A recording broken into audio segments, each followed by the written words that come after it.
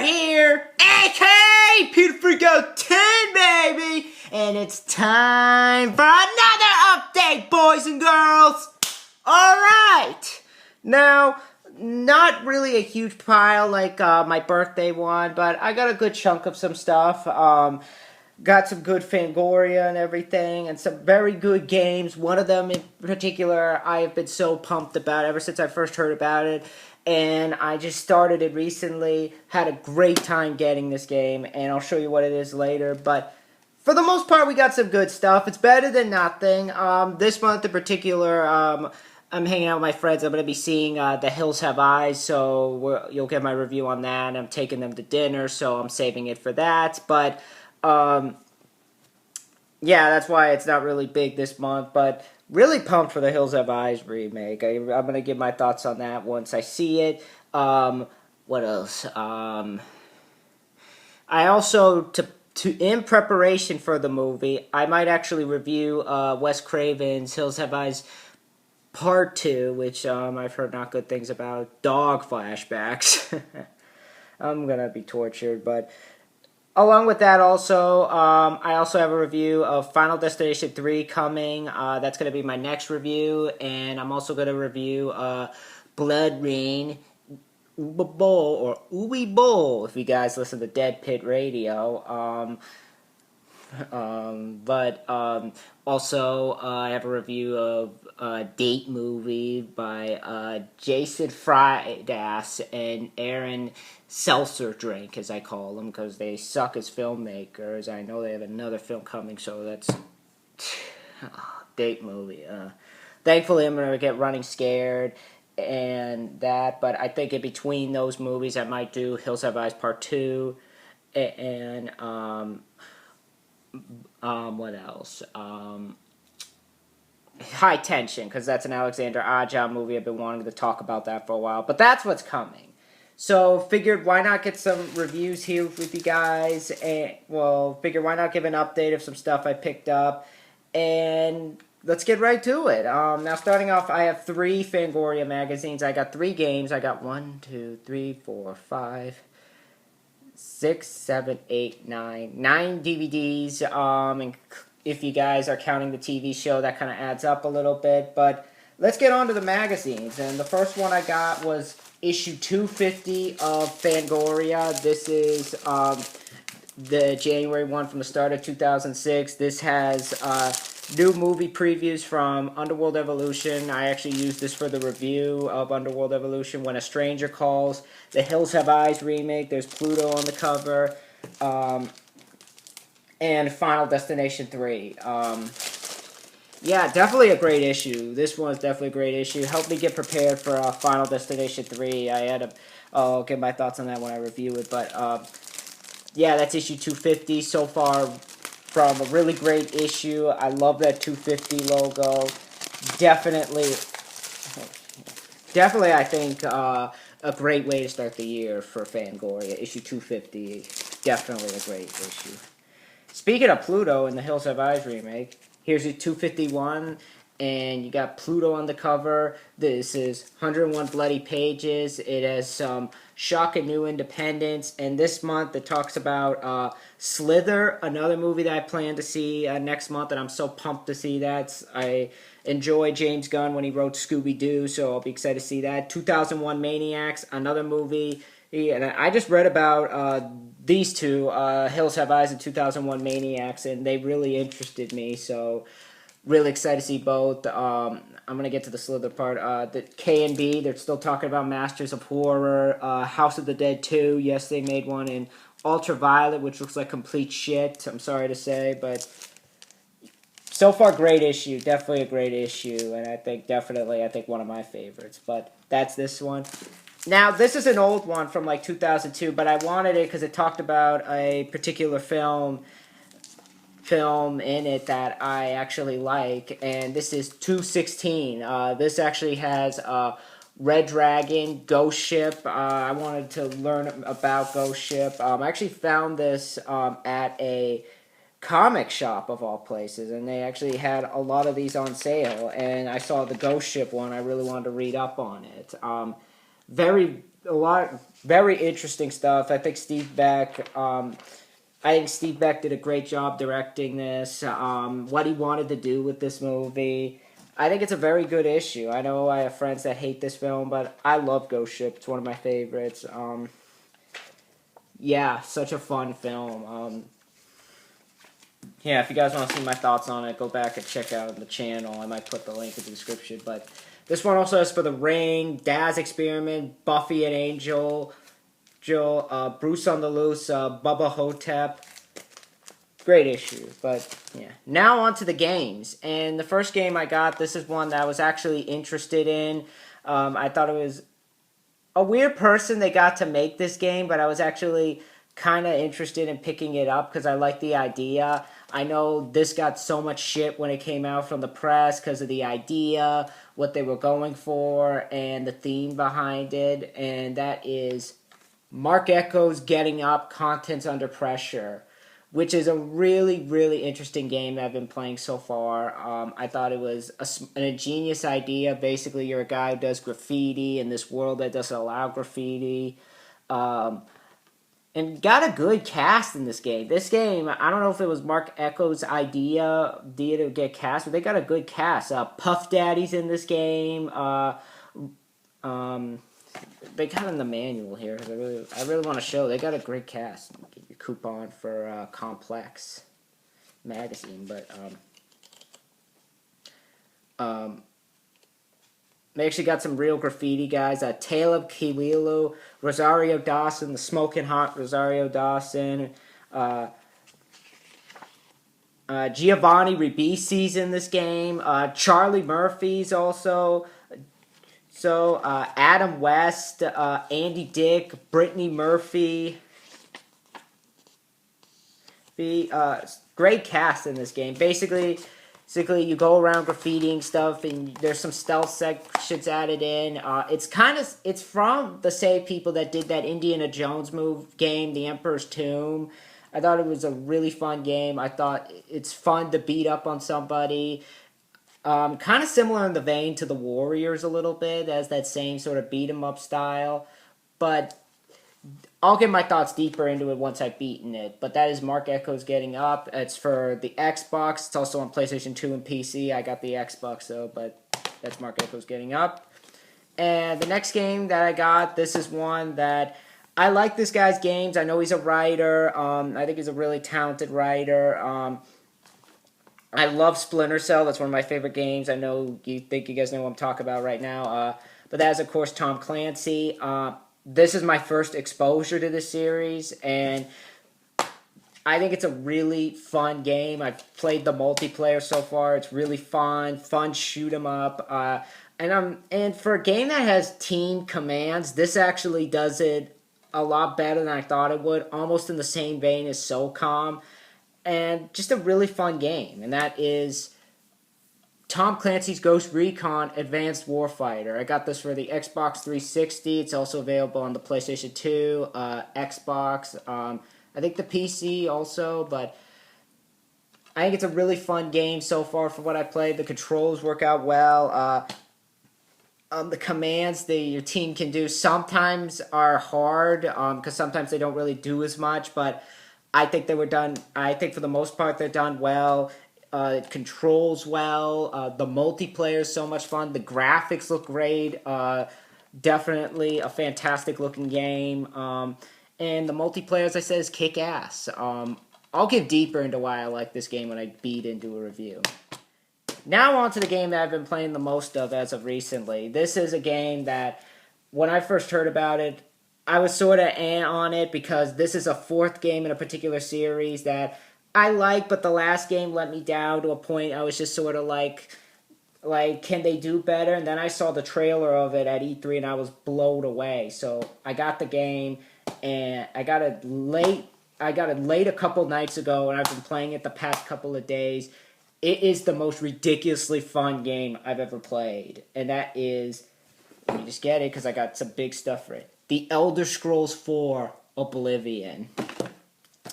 Oh my god. I have spent countless hours playing this game. I got it late on Thursday, immediately got home, I started playing it, and essentially I have been addicted ever since. This is one of the funnest games I've ever played. And this is almost everything that I thought Morrowind would be. I'm giving a quick review because of what I've played so far. And I think Xbox.com says it best. Oblivion is the best looking game I've ever seen. Damn effing right. So much so I love this game, I even got the strategy guide along with it.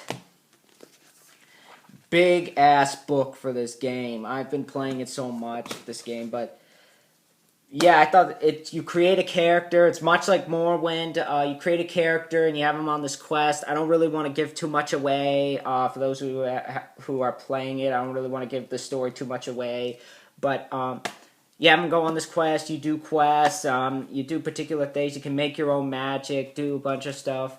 But it's just an awesome game so far. From what I've played, the graphics look amazing. They look so much better than Morrowind. Probably some of the best I've seen on the Xbox 360 of any game of 2006 as well. Just the character models, yeah, they don't look the best. I'll say that. I definitely think that Condemned had better looking character models. I also think that. What else? What's another game? I could say Gun. I think Gun had some better. Well, Gun I gave some flack to, but what else did I like? Better character models. Cameo Elements of Power. I think has better character models than this game, but for what they have in the game, like for what they could get, like the faces, I thought they did well, and it really doesn't bother me because even though they're very basic and they're not highly detailed like some other games, I think they look fine for what they could do. And I think the voice acting, leaves me less mad because you got people like Patrick Stewart, Sean Bean, Linda Carter, Terrence Stamp as your main villain. Like, god dang, this game has got it all. But I want to play deeper into this game so I could give a full-fledged review on why this game rocks. So, yeah. And this game actually comes with your manual and, much like GTA, you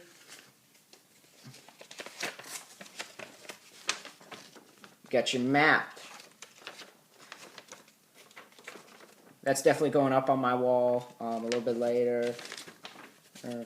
But yeah, so far from what I've played of Morrowind, I love this game. I think it's probably the best of the series so far. Or as of this moment, I should say. But probably the best of the series, and I think one of the best RPGs I've ever played so far. And I'll give my deeper insight as to why. But those are the games I got, and now on to the DVDs. Now, the first one I got was one out of a win. I actually heard about this film. I thought it looked really interesting. I liked the idea. Reminded me a little bit of Shocker. It's not completely like this. I actually saw a little bit of this movie on TV, and I figured, why not give it a shot? Looks like an interesting film. A little bit creepy, and kind of has that cult-like feel of a story that I'm writing, so figured why not pick it up and give it a watch. Plus it has LVP in, and that is The First Power with Lou Diamond Phillips, Tracy Griffith, who is actually Melanie Griffith's sister, Jeff Kober, who is actually one of the kangaroos in Tank Girl, Michael T. Williamson, who was Bubba Gump at Forrest Gump, and Elizabeth Arlen. This looks like an interesting film. I know it didn't do as well I wouldn't say it didn't do as well because it was a box office hit, but the critics gave it shit, and I know they refilmed the ending, which from what I've heard of the ending, I heard it sucks. From what I heard of the original ending, I wish they went with that instead of this, but looks like an interesting film. I thought the score was really interesting by Stuart Copeland because I saw this on TV. I can't do it, but yeah, very, very good. Looks like a good film. Once again, though, MGM, as you know, bare bones DVD, no features. All there is an original 2 theatrical trailer and subtitles, and that's it. But for the movie, I'm glad to have it for. The next one I got was actually a 3-pack of some movies that I've actually heard, I've actually heard that these are some of the greatest movies ever made. So figured why not pick it up, and as is, well, I wouldn't say why not pick it up, because a friend of mine actually gave me these films, and I figured why not watch them. I'll watch them sometime. I know one of them, I don't know the difference between the cut of the first one, because it calls itself the Coppola Restoration. I don't know if that means anything, or if it's different from the other ones. I don't know, but that is the Godfather 3-pack. This has Godfather, Godfather 2, and Godfather Part 3. All three in this one. All three of them have commentary by Francis Ford Coppola. It's the Godfather. What more can be said? I'll be honest, I haven't seen these films, but I'll give them a shot and I'll give my thoughts on them. But that's the Godfather Collection. And the next one is one that I actually saw with my brother, and I know this movie got so much flack when it came out. Didn't do as well as they hoped. I know they threw the sequel idea out the window, but I'll give my deeper thoughts about this film when I rewatch it. I remember having fun with this film. I thought it was a fun ride. Definitely well made for what they had to do. And just overall, I thought it was a great time. That is Doom. This is the unrated edition. I know a lot of people don't like this film because it's not the Doom movie that they wanted. They wanted more of the first Doom, because this is more based off Doom 3, which I've reviewed along with the Doom 3 expansion, Resurrection of Evil, I think it was. But I actually like this film. I like the idea. I thought it was a fun popcorn film. Dwayne The Rock, it was nice to see him play this particular character. I like the effects, the monsters themselves. Stan Winston actually helped with the movie. The first person scene I thought was really cool. Definitely one of the best parts of the film. And the soundtrack by, it really does not say who did the soundtrack. No, it doesn't say, but I like this film, so I'll give a reason why. I definitely think this film didn't deserve to bomb. I think it's one of the better video game adaptations out there. Much better than Alone in the Dark. I can say that. I don't know how that one reviewer said it's a fun film, but people will give shit to this. How is it that 1%, how is it that that film gets 1% while this gets no respect? That just dumbfounds me. But yeah, Doom I think is a fun film. I'll get deeper into why I like this film, but in terms of features, you got first-person shooter sequence, survive a longer, never-before-seen version of this groundbreaking sequence. Let's see how it was created. Get strategy on tips on a beginner's tour of the hit game. There's also some training that they went through. Join the Rock and cast for combat training with special military experts. If you put this DVD into your Xbox, you can actually play a demo of Doom 3. And there's so much more, but yeah, that's Doom. I'll give my thoughts on it once I watch it again. And the next one is a sequel to a film that I absolutely love. I've already reviewed this film for Halloween, but I wanted to get the DVD of it. Not the same DVD that it was I think they're working on, because I know they have another edition of this film coming. I think much like how they did the first one, but this is Saw 2. Yes, it's not the see-through thing with the saw. You can spit it around like this. It's just a regular DVD case, which I'm fine with. I already gave my thoughts on Saw 2. I really like it. I liked it a lot. I thought it was one of the better sequels out there. It's not as good as the first, but I still like it for what it is. I'll be excited to see what they do with Saw 3. For a directorial debut from Darren Bousman, I thought he did a good job. Lee Wanell, I thought he did a good job writing. I like the cast. Donnie Wahlberg, I thought did a good job as the main guy. I like the Mudvayne song at the end. Great practical effects, which is something that I'm glad that these films are doing more, because we need more movies with practical effects. The practical effects for Saw 2 are amazing. Some killer deaths. And just a great DVD. There's some commentary from from director Darren Lynn Bousman and the actors, Jigsaw's game, the traps, the props of Saw 2, the storyboard concept, and much more. I know on the other DVD there will be more features, but I don't know if I'm going to get that because I'm fine with this. But now on to the 2 TV shows I got. And the next one is for a show that I've been watching a lot of. I already have the first 2 seasons, but really glad to have this one because I've loved the show from what I've seen.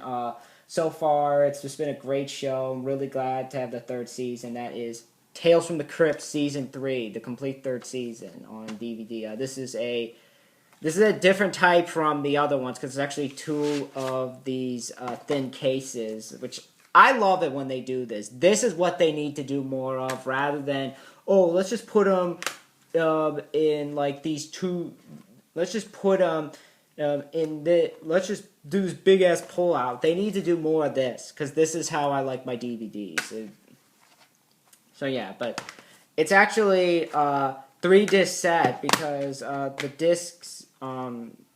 This is disc 1. It's not really in this one. I can't use that as an example, but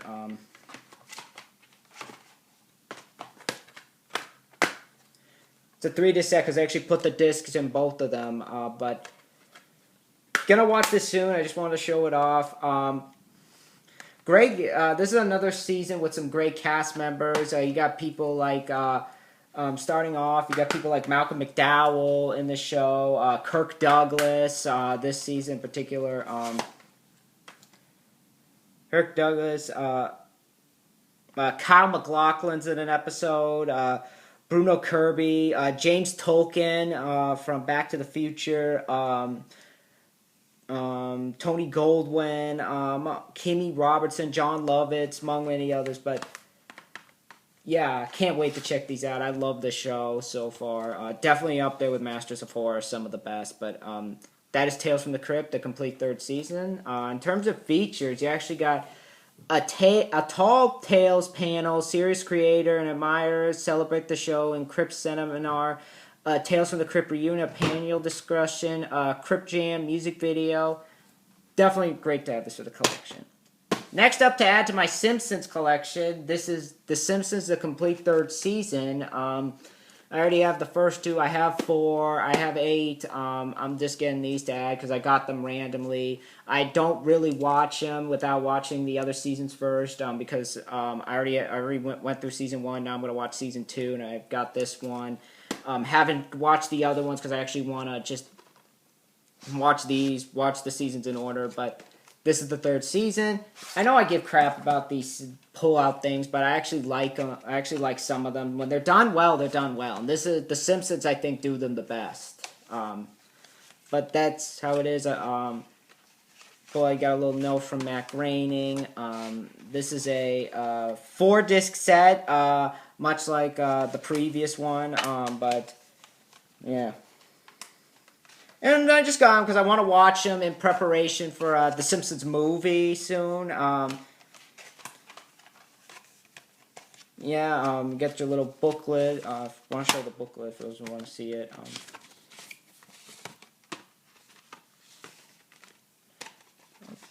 Keep forgetting how to close these things. Here's your booklet.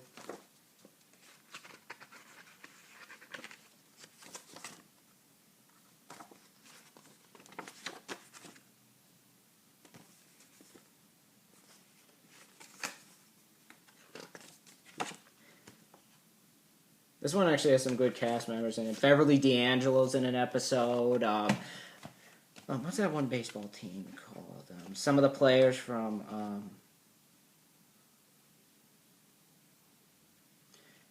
this particular softball team. Marcel Wallace, Wade Biggs, all these people. Sting's in an episode. So this is really where The Simpsons really started to become a household name by the 3rd season. This is where the animation was upped a lot more, which I didn't mind the earlier seasons animation. Thought it looked fine for how it looked. This is where they really started to people started to see him more as an American icon. And this is where the jokes started to become more mature. So, yeah, that's The Simpsons, a complete third season. And next up, it tied to the Halloween series. Been making some progress so far. Might actually review this for Halloween. I want to get the other ones first. Actually, give those a review. But we have now Halloween: The Curse of Michael Myers. This is Halloween 6, directed by Joe Chappelle. No, not related to Dave Chappelle, but I know this film is considered to be. Well, I don't want to say it's considered the worst. A lot of people have very mixed feelings towards this film. Some love it, some hate it. Um, I know that this got messed with. I know there's another cut out of this movie. I just have the 2 theatrical cut, which I'm fine with, but I think this looks like a fun film. I do like the cast. Paul Rudd's in this. This is his first film. I know they try to give the backstory of Michael Myers in this, from what I've heard. I'll watch it and give my thoughts. I'll see if this quote rings true. The scariest Halloween of them all. I know my friend Kyle thinks they do not, but we'll see. And the next DVD I got which was a film that instantly surprised me when I first saw it. I actually went into this film not expecting much, and then when Fangoria did that story on the movie, I actually became really interested in checking it out. And I was going to review this for Halloween, but I didn't have the time to. I might definitely review this another time, but it's a Tim Burton film, and I think it's probably one of his best films. Probably, I don't mind the Planet of the Apes remake. I'm sorry, I like the Planet of the Apes remake. I saw it with my dad, and we both had a time with it. I love Sleepy Hollow. Edward Scissorhands. I definitely say this is one of his best films, and that is Corpse Bride. Actually got the limited cover with the book and everything. Has a novelization of it. Love this thing. Really glad to have it. But that's the DVD right there. This full screen. Again, I was really surprised by this film. I liked it a lot.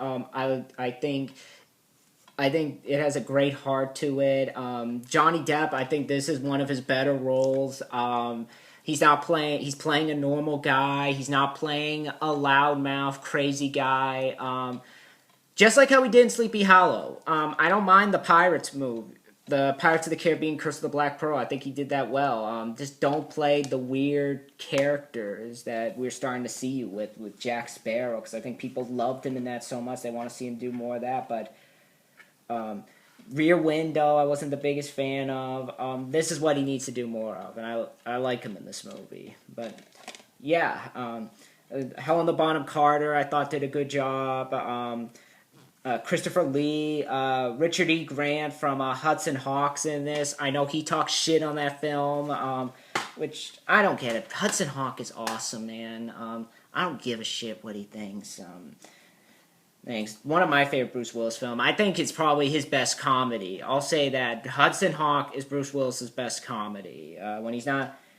I think that film got demolished in the unfair reasons it did. I thought it was fun. For the action that was there, I thought it was done well. It's directed by the guy that actually did Heathers and Airheads, so that was fun. But he's in this as the main bad guy. You also got people like... surprisingly, it does not say who else is in it.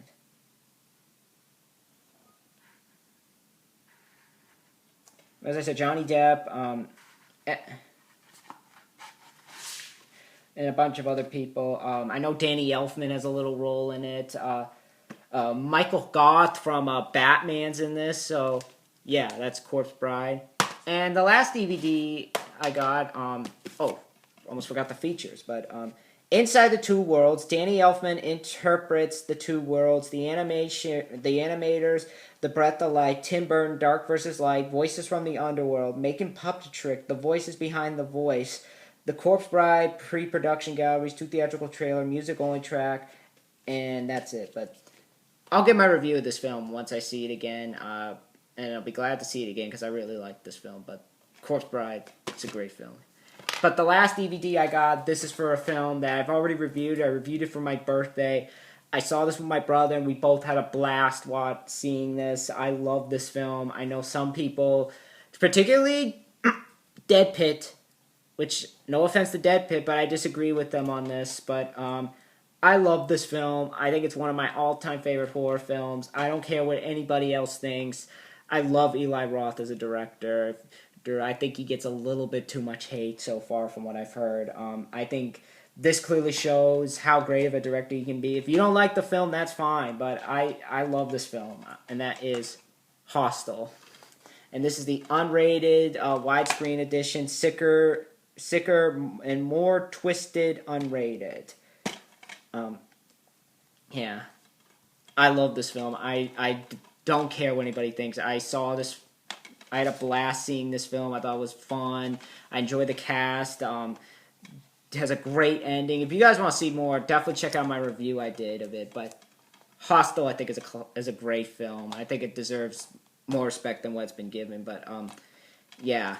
In terms of this DVD, you got 4 commentary tracks from director Eli Roth, director and executive producer with Quentin Tarantino, director and producer's commentary, director and guest commentary with Harry Knowles of AinitCoolNews.com, Hostel Dissected, multi-part behind-the-scenes featurette, Kill the Car, multi-angle interactive feature, and that's it. But if you guys have not seen Hostel, I highly recommend it. I think it's one of the better horror films of the 2000s that I've seen. But yeah. And those are the DVDs I got. I know it's the updates and stuff I got. I know it's small, but I got a good chunk of some stuff. But with all that said, I'll see you guys later. If you guys have seen any of these films or played any of these games or even are playing Oblivion, let me know in the comments below what you guys think of it. Be sure to rate, comment, subscribe, and I'll see you guys next time in that review for Final Destination 3 in the wonderful world of YouTube. Goodbye.